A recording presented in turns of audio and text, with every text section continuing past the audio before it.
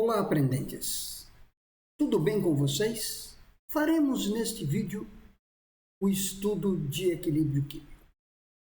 Nós iremos introduzir o equilíbrio químico para que vocês possam ganhar conhecimentos para aplicar no decorrer do estudo de todo o equilíbrio químico.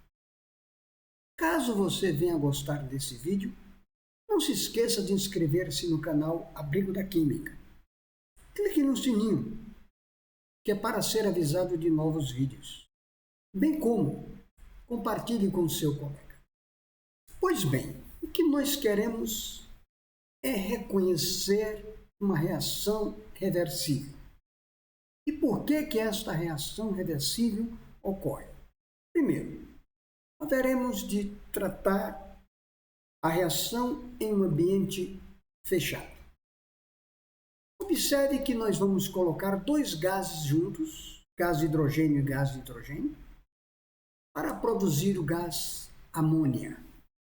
Esse sentido 1 significa dizer que é o sentido direto, sentido de formação do produto. Eu tenho aqui os meus reagentes e eu tenho aqui o produto. Este é o sentido direto.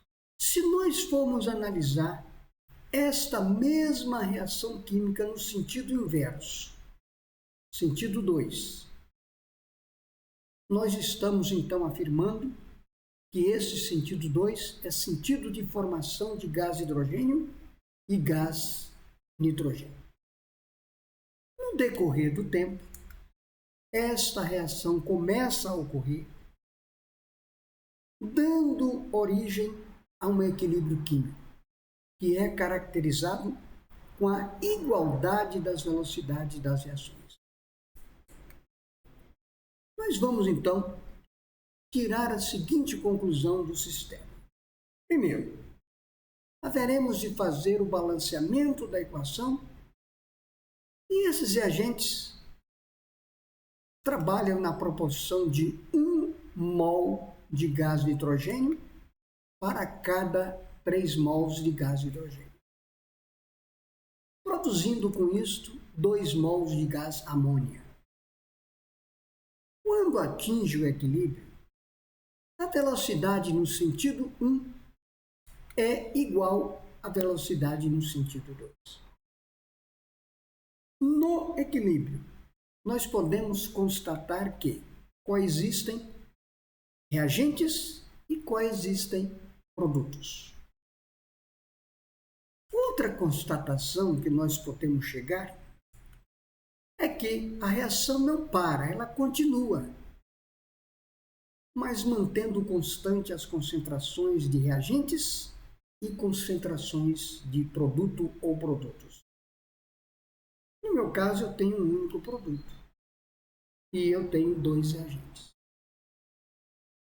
A expressão que determina a velocidade no sentido 1, sentido direto, é dado como sendo velocidade 1 é uma constante K1 que multiplica as concentrações dos reagentes elevados aos seus respectivos expoentes. Vamos escrever a expressão de velocidade no sentido 2, sentido inverso. Então vamos chamar de V2. É uma constante que eu chamei de K2, multiplicado pela concentração dos reagentes no sentido 2, elevado ao seu respectivo expoente.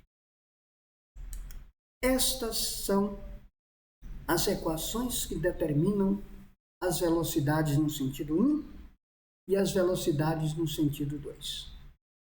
Quando essas velocidades se igualam, nós temos então o equilíbrio químico. A reação continua, mantendo constante tanto os reagentes quanto os produtos, estas velocidades são iguais. Vamos fazer uma análise gráfica. Nós vamos imaginar um gráfico onde vamos relacionar a concentração em função do tempo. Eu tenho aqui o meu reagente. Por que eu sei que este é o reagente?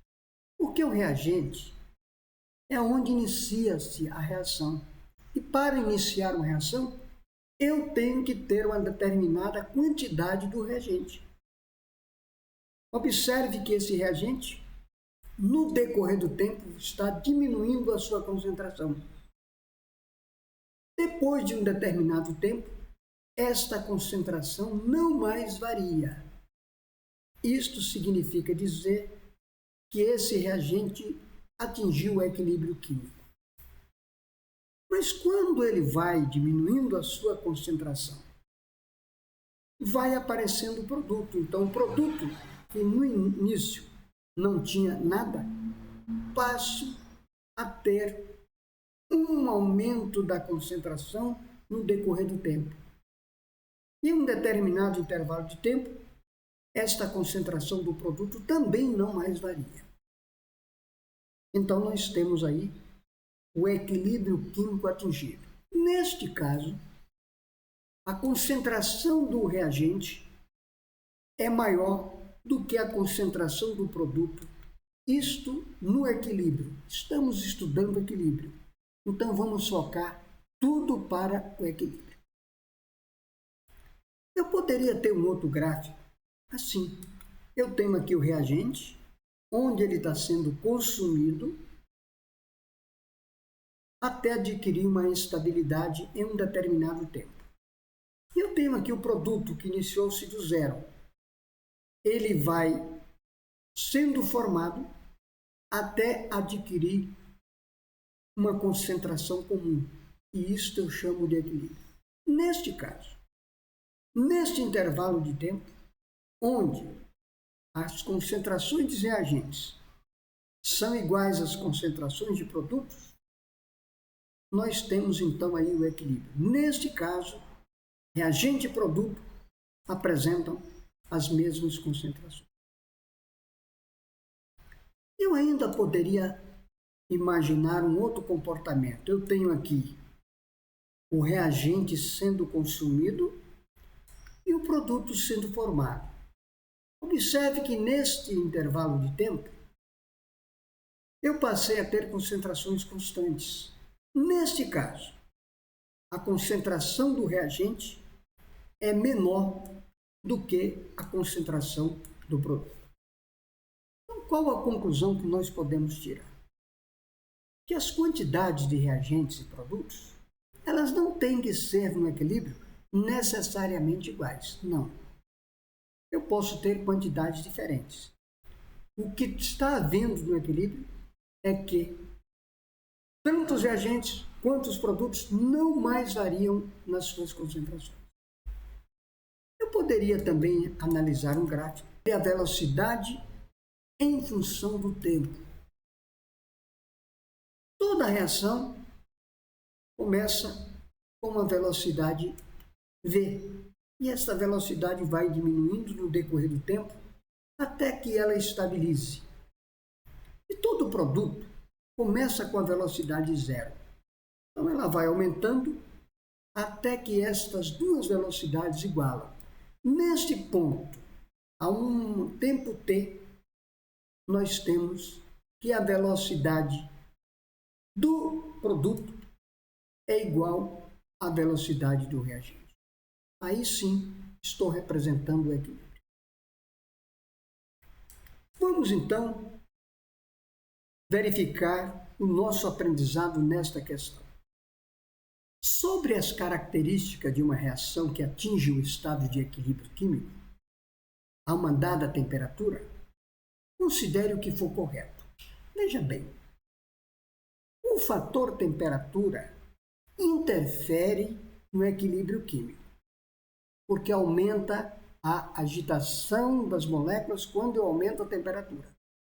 E se aumenta a agitação das moléculas, aumenta a velocidade. Então, o equilíbrio químico tem que ser determinado em uma temperatura conhecida.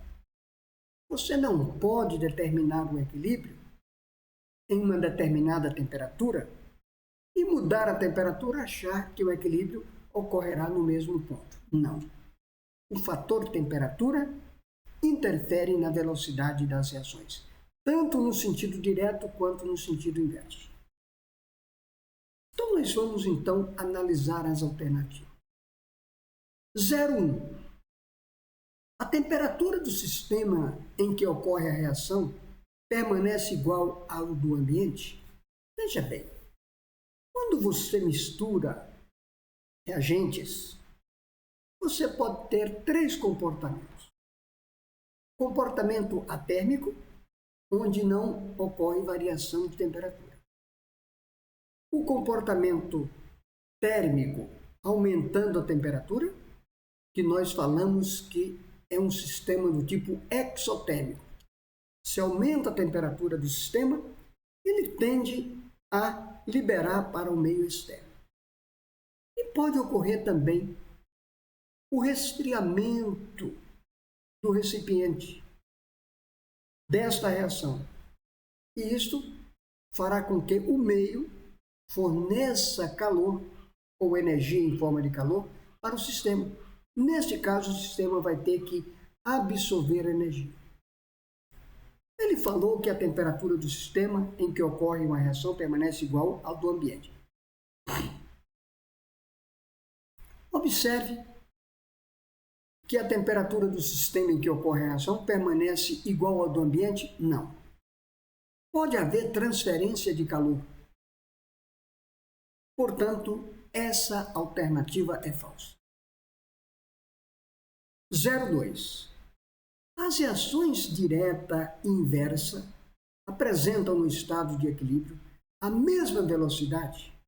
Veja bem, no equilíbrio há uma igualdade das velocidades. Portanto, o item 0,2 está correto. Item 0,4. Os participantes da reação em equilíbrio encontram-se todos na mesma fase? Aquosa, gasosa e sólido? Não. Eu tenho um sistema homogêneo e tenho sistemas heterogêneos. Eu posso ter estados físicos diferentes. Portanto, o item 0,4 está errado. 0,8. No estado de equilíbrio, as concentrações dos participantes da reação não se alteram. Verdadeiro. Se atinge o equilíbrio, coexistem reagentes e produtos em concentrações definidas. Portanto, o item 0,8 é verdadeiro. Item 16. Trata-se de uma reação reversível, que ocorre simultaneamente nos dois sentidos. Todo equilíbrio químico apresenta uma reação reversível, de modo que a velocidade direta iguale com a velocidade inversa. Portanto, o item 16 também é um item verdadeiro. Vamos então analisar esta outra questão. A produção de amônia NH3. Eu estou produzindo amônia. Em uma escala industrial, pode ser resumidamente descrita por meio do equilíbrio químico. Observe que nós temos aqui reagentes gasosos e produto gasoso. O balanceamento da equação tem que ser analisado. Eu tenho aqui 2 nitrogênios. Eu tenho aqui 2 vezes 1, 2 nitrogênios. Eu tenho aqui 6 hidrogênios. Eu tenho aqui 2 vezes 3, 6. Portanto, a equação está balanceada. Observando a figura a seguir, podemos afirmar que, quando o equilíbrio é atingido, observe que ele deu um gráfico representando aqui 3 participantes. 2 reagentes, está aqui nestas curvas pretas, e um produto que está aqui representado na curva vermelha. O reagente de maior quantidade é o hidrogênio. Portanto, a concentração inicial do hidrogênio é a de maior valor. A concentração inicial do nitrogênio é menor do que o hidrogênio. Reagente. Reagente vai sendo consumido. Esta é a concentração do nitrogênio.